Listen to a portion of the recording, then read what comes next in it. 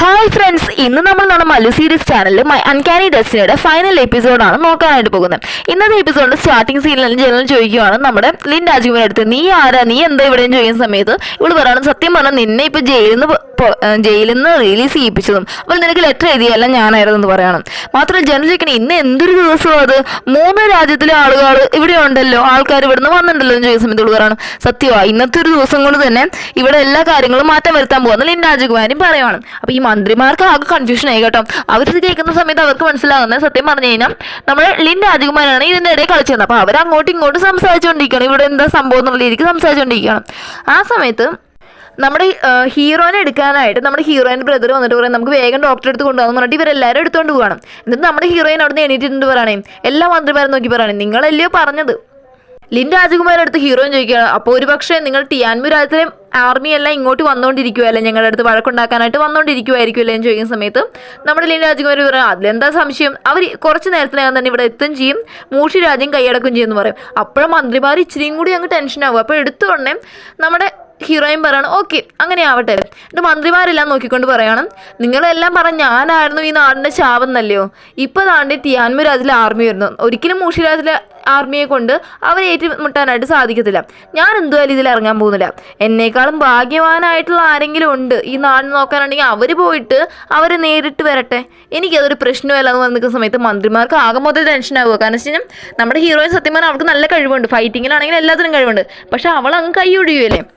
എന്നിട്ട് Lin രാജകുമാരിയോട് general എടുത്ത് പറയണം, ജനറൽ നിങ്ങൾ വന്ന് എൻ്റെ കൂടെ നിൽക്കുവാണെങ്കിൽ ഈ 3 രാജ്യവും ഒന്നായി ഞാൻ ഭരിക്കും, ആ സമയത്ത് നിങ്ങൾ സീനിയർ ജനറൽ ആയിരിക്കും, ഇങ്ങനൊരു കാര്യം അല്ലെങ്കിൽ ഇങ്ങനൊരു പോസ്റ്റ് നിങ്ങൾക്ക് നിങ്ങളുടെ ജീവിതത്തിൽ കിട്ടാൻ പോകുന്നില്ല, എൻ്റെ കൂടെ നിൽക്കാൻ പറയാം കേട്ടോ. അപ്പോൾ ജനറലാണെങ്കിൽ കാര്യമായിട്ട് നിന്ന് ആലോചിച്ചുകൊണ്ടിരിക്കാം. അപ്പോൾ നമ്മുടെ ഹീറോയിനും പറയുകയാണ്, നിനക്കറിയാലോ ജനറൽ, നിങ്ങളൊരു പക്ഷേ അവളുടെ കൂടെ നിൽക്കുകയാണെങ്കിൽ നമ്മുടെ മൂഷി രാജ്യത്തെ ജനങ്ങളുടെ അവസ്ഥ എന്തായിരിക്കും നിങ്ങൾക്ക് ആലോചിക്കാന്ന് പറയുന്ന സമയത്ത് ജനറൽ സത്യം പറയും നമ്മുടെ ഹീറോയിൻ്റെ സൈഡ് നിൽക്കുക.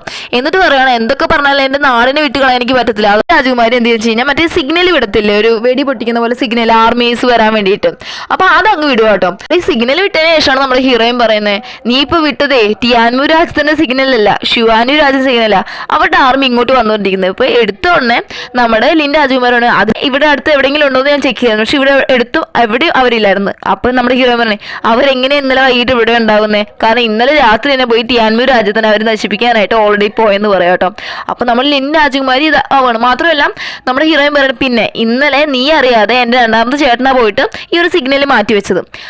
ആ സമയത്ത് കറക്റ്റ് വന്ന മറ്റേ വേലക്കാരി പെണ്ണ് വന്നിട്ട് പറയുവാണ്, നമ്മൾ ടിയാൻമു രാജ്യന്റെ ആർമീസിനെ എല്ലാം നശിപ്പിച്ച് നാട് മൊത്തം നശിപ്പിച്ചിട്ടേക്കുവാണ്, ആർമീസിനെ എല്ലാം നശിപ്പിച്ചിട്ടേക്കുവാണ്. അപ്പൊ നമ്മൾ ലിൻ രാജകുമാരിക്ക് ഇനിയൊന്നും ചെയ്യാൻ പറ്റില്ല. അപ്പൊ ലിൻ രാജകുമാരി ജനലിനടുത്ത് പറയണം, നീ എപ്പം ഞങ്ങളുടെ കൂടെ നിൽക്കുവാണെങ്കിൽ ഈ 3 രാജ്യവും ഞാൻ ഭരിക്കും, നീ ആയിരിക്കും ഇവിടുത്തെ സീനിയർ ജനറൽ, ഇതുപോലൊരു പദവി നിനക്ക് നിന്റെ ജീവിതത്തിൽ ഇനി ഒരിക്കലും കിട്ടാൻ പോകുന്നില്ല എന്ന് പറയുന്ന സമയത്ത് ജനറൽ കുറേ നേരം ഇരുന്ന് ആലോചിക്കും കേട്ടോ. അപ്പൊ നമ്മുടെ ഹീറോയിൻ ജനലിനടുത്ത് പറയണം, നീ പൊക്കോ, പക്ഷെ കുഴപ്പമില്ല, പക്ഷെ നമ്മുടെ നാട്ടുകാരുടെ അവസ്ഥ എന്തായിരിക്കും ആലോചിച്ചിട്ട് നീ എന്താ ചെയ്തോന്ന് പറയുന്ന സമയത്ത് ജനറൽ കുറേ നേരം ആലോചിച്ചിട്ട് പറയണം, മൂഷി രാജ്യത്തിലെ ആർമി ഞാൻ പറയുന്നത് കേൾക്കുക, നമുക്ക് അവരോട് വഴക്കുണ്ടാക്കാൻ പോവാന്ന് പറഞ്ഞിട്ട് അവൻ അവിടെ നിന്ന് പോവാണ്. അപ്പൊ ലിൻ രാജകുമാരി ചിരിക്കും, ഇവരൊക്കെ എന്താ ഭ്രാന്തന്മാരാണ്, നാടെന്നും പറഞ്ഞിട്ട് അവനാന്റെ ജീവൻ കളഞ്ഞ് നടക്കുന്നതൊക്കെ പറയുന്ന സമയത്ത് നമ്മുടെ ഹീറോയിൻ പറയണേ, നിനക്ക് അങ്ങനെ തോന്നാം അവര് ഭ്രാന്തന്മാരാണ്, പക്ഷെ അവര് ഭ്രാന്തന്മാരല്ല, അവരാണ് റിയൽ ഹീറോസ് എന്ന് പറയാം കേട്ടോ. ഇനി എന്നിട്ട് നമ്മുടെ ഹീറോയിൻ ഇതെല്ലാം കൂടി പറഞ്ഞുകൊണ്ട് തന്നെ അവളെ പിന്നീട് രാജാവായിട്ട് ആ നാട്ടുകാരെല്ലാം മന്ത്രിമാരെല്ലാം സ്വീകരിക്കുവാണ്.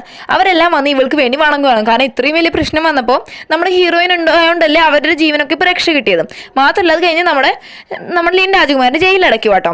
എന്നിട്ട് വന്നിട്ട് ഇവൾ നേരെ ചെല്ലുന്നത് നമ്മുടെ ഹീറോയിനെ കാണാനായി. ഹീറോ ആണെങ്കിൽ ഓൾറെഡി മുറിവെല്ലാം കെട്ടി അവനിപ്പോൾ ഓക്കെ ആയിട്ടുണ്ട്, വലിയ കുഴപ്പമൊന്നും ഉണ്ടായില്ല. അപ്പോൾ ഇവൾ ചോദിക്കണം, നീ എന്ത് പരിപാടി ചെയ്തേ, എനിക്ക് വേണ്ടി നീ ചെന്ന് ഈ കത്തി എടുത്ത് ഇങ്ങനെയൊക്കെ ചുമ്മാ എന്തിനെങ്ങനെ ചെയ്യാമെന്ന് ചോദിക്കുന്ന സമയത്ത് പറയണം, ഞാനൊരു നെഞ്ചത്തൊന്നും അല്ല, ഇച്ചിരി മാറ്റി ഇറക്കിയതാ, മനസ്സിലായോ, എങ്കിലല്ലേ അവരെല്ലാം നിന്നെ വിശ്വസിക്കത്തുള്ളൂ, നിനക്ക് എപ്പോഴും ഈ പദവി വേണം, നീ ഉണ്ടെങ്കിൽ മാത്രമാണ് ഈ നാടിനൊരു സമാധാനം കാണും എന്നൊക്കെ പറഞ്ഞിട്ട് നമ്മുടെ ഹീറോയിനെ സപ്പോർട്ട് ചെയ്യാം. മാത്രമല്ല ഇവരങ്ങ് ഹാപ്പി ആവും കേട്ടോ. ആ സമയത്ത് നമ്മുടെ ഹീറോയിൻ പറയുകയാണ്, ഒരു കാര്യം ചെയ്യും, നമുക്ക് വന്നിട്ട് ഇപ്പോൾ ടിയാൻമു രാജ്യത്തിന് ഒരു രാജാവില്ല, അത് വേണമെങ്കിൽ നമുക്ക് യാങ്ങിൻ്റെ അടുത്ത് പറയാം, അവൻ്റെ അടുത്ത് അവൻ പറയുന്ന സമയത്ത് നമ്മുടെ ഹീറോയും അതിനൊക്കെ സപ്പോർട്ടാട്ടോ. പക്ഷെ ഹീറോയിൻ പറയണം, പറ്റത്തില്ല, ഞാൻ എന്തായാലും പറയത്തില്ല, നീ ചെന്ന് പറയുന്ന പറയുന്ന സമയത്ത് ഹീറോ വന്ന് യാങ്ങിനെ കണ്ട് സംസാരിക്കാനായിട്ട് പോകണം. യാങ്ങനെ കണ്ടിട്ട് പറയുന്ന സമയത്ത് യാങ് പറയണം, ഇല്ലില്ല, ഞാൻ ഒരിക്കലും ആ ഒരു നാടിനെ എടുക്കത്തില്ല, നിങ്ങൾ 2 രാജാവ് റാണിയായി മാറി, അതാ ഏറ്റവും ബെറ്റർ, കാരണം എനിക്ക് ഇനി രാജഭരണവും അതിൻ്റെ ടെൻഷനൊന്നും വയ്യ, ഞാൻ നാട് ചുറ്റി എൻ്റെ ലൈഫ് എൻജോയ് ചെയ്യാൻ പോകാന്ന് പറഞ്ഞിട്ട് അവൻ എന്താ വെച്ച് കഴിഞ്ഞാൽ, ഞാൻ നിനക്ക് 2 നിധി തരാൻ പോകാന്ന് പറഞ്ഞിട്ട് ഒന്ന് വന്ന് ടിയാനു രാജ്യത്തിന്റെ യുദ്ധരഹസ്യങ്ങൾ കൊടുക്കാം. അപ്പൊ ഹീറോ പറയണം ഇതൊന്നും എനിക്ക് തരണ്ടാന്ന് പറഞ്ഞ സമയത്ത് ഇവൻ പറയണേ നീ ഉള്ളിൽ സന്തോഷിക്കുന്നുള്ള കാര്യം എനിക്കറിയാം, നീ പുറത്ത് ഈ ഷോ ഒന്നും കാണിക്കണ്ടെന്ന് പറഞ്ഞിട്ട് ഹീറോന്റെ കയ്യിലെടുക്കാണ്.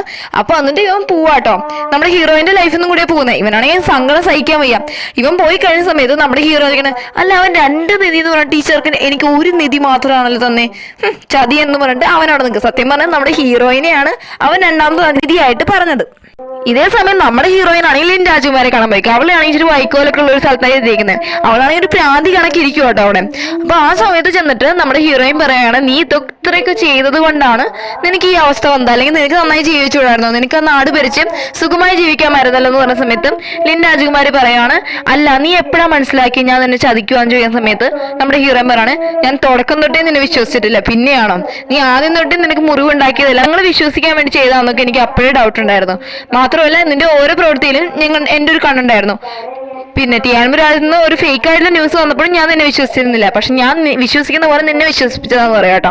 അപ്പോഴത്തെ ലിൻ രാജകുമാരനെ അപ്പൊ എന്റെ വേലക്കാരിയുടെ മുറിവ് കണ്ടിട്ട് നിനക്ക് സിമ്പതി തോന്നിട്ട് അവളെ എങ്ങനെ നീ സംശയിച്ചു ചെയ്യുന്ന സമയത്താണ് നമ്മുടെ ഹീറോയിനെ എനിക്ക് സത്യം പറഞ്ഞാൽ അവളെ സംശയമില്ലായിരുന്നു, പക്ഷെ ഇപ്പൊ നീ പറഞ്ഞില്ലേ ഇപ്പൊ എനിക്ക് എല്ലാ കാര്യം മനസ്സിലായിരുന്നു നമ്മുടെ ഹീറോയിനും പറയാണ്. മാത്രമല്ല ഹീറോയിൻ എന്നിട്ട് പോവാട്ടോ അവിടുന്ന്. ആ സമയത്ത് നമ്മൾ ലിൻ രാജകുമാരിക്ക് അവള് ചെറുപ്പത്തിൽ അനുഭവിച്ച ഓരോ കൊടൂരമായിട്ടുള്ള കാര്യങ്ങളില്ലേ അത് അവളുടെ മുന്നിൽ വന്നിട്ട് അവൾ തന്നെ ഒരു ചെറിയ കുഞ്ഞായിരുന്നു കരയുന്ന പോലെ ഒരു സീനൊക്കെ വരുവാണ്. അതിനുശേഷം നമ്മുടെ യുൻ രാജകുമാരാണ് അവളുടെ വീട്ടിലേക്ക് പോയി തിരിച്ച് ഹ്വാന്റെ നാട്ടിൽ അവളുടെ അമ്മയെ കാണാൻ പോകാട്ടോ. അപ്പൊ അവിടെ വെച്ചിട്ട് നമ്മുടെ യുന്നെ അതുപോലെ 2ാമത്തെ ചേട്ടൻ മൂത്ത ചേട്ടൻ അതുപോലെ തന്നെ ഡ്യൂപ്ലിക്കേറ്റ് പപ്പ എല്ലാവരും കൂടി പോയേക്കുന്നത്. അപ്പൊ അവിടെ ചെന്ന സമയത്ത് നമ്മുടെ യുന്നിനെ കണ്ടേക്കാൻ സന്തോഷം വന്നിട്ട് ഡ്യൂപ്ലിക്കേറ്റ് പപ്പയെ കാണുമ്പോഴാണ് യുന്നിന്റെ അമ്മയ്ക്ക്. അപ്പൊ യുന്നിന്റെ അമ്മ ചെന്ന് ചോദിക്കുകയാണ് നിങ്ങൾക്ക് എന്താ കഴിക്കാൻ വേണം, എന്ത് വേണമെങ്കിലും പറഞ്ഞ് ഞാൻ ഉണ്ടാക്കി തരാമെന്ന് പറയുന്ന സമയത്ത് എടുത്തോണ്ട് നമ്മുടെ യുൻ രാജകുമാരൻ ഞാൻ എത്ര വിശന്നിട്ട് ഇവിടെ വന്നതെന്ന് അറിയാം, അമ്മയ്ക്ക് എന്റെ കാര്യം ഒന്ന് ശ്രദ്ധിക്കണം എന്ന് പറയുന്ന സമയത്ത് എടി മുതിർന്നവരുടെ സംസാരിക്കാതെ മുതിർന്നവർക്കല്ലേ എന്താ വേണ്ടത് ചോദിക്കണേ പറഞ്ഞിട്ട് ഇയാൾ ചെയ്യും. സത്യം പറഞ്ഞാൽ യുന്നിന്റെ അമ്മയ്ക്കും നമ്മുടെ ഡ്യൂപ്ലിക്കേറ്റ് ഒപ്പയോട് ചെറിയൊരു ക്രഷ് സ്നേഹമൊക്കെ കൊണ്ട് തിരിച്ച് ഇങ്ങോട്ടും ഉണ്ട് കേട്ടോ. അപ്പൊ ഇയാൾ പറയുകയാണെങ്കിൽ കപ്പിൾസിന് എന്താണോ കൊടുക്കുന്നത് അത് മതി എന്ന് പറഞ്ഞിട്ട് ഓക്കെ ഞാൻ കുക്ക് ചെയ്യാന്ന് പറഞ്ഞിട്ട് അവരവിടെ നിന്ന് പോവാണ്. മാത്രമല്ല അങ്ങനെ നമ്മൾ ടാനെ കാണിക്കും കേട്ടോ. അപ്പൊ ടാനാണെങ്കിൽ കണ്ണ് കാണത്തില്ല.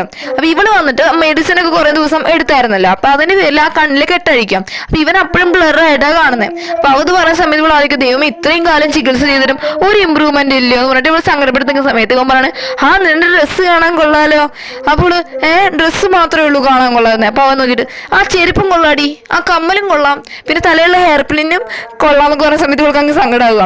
അപ്പൊ ഇവൻ പറയണേ എല്ലാം കൊള്ളാം, സത്യം പറഞ്ഞാൽ നീ സുന്ദരിയായോണ്ടാ ഇതെല്ലാം ഇട്ടിരിക്കുമ്പോൾ കൊള്ളാവുന്നതെന്ന് പറഞ്ഞ സമയത്ത് ഇവളങ്ങ് ഹാപ്പി ആയിട്ട് അവരങ്ങ് ഒന്നാവുക. മാത്രമല്ല ലാസ്റ്റ് വന്നിട്ട് നമ്മുടെ ടാനിന്റെയും നമ്മുടെ ഹീറോയിന്റെ പെങ്ങളെയും കല്യാണം, അപ്പോൾ നമ്മുടെ ഹീറോയിന്റെയും കല്യാണം നടക്കണം. അപ്പൊ അവിടെ അച്ഛന്റെ സ്ഥാനത്ത് ഇരിക്കുന്നത് ഡ്യൂപ്ലിക്കേറ്റ് പപ്പയും അമ്മയുടെ സ്ഥാനത്ത് ഇവന്റ് വന്നിട്ട് അവിടുത്തെ രാജമാതാവില്ല അവരുമാണ് ഇരിക്കുന്നത്.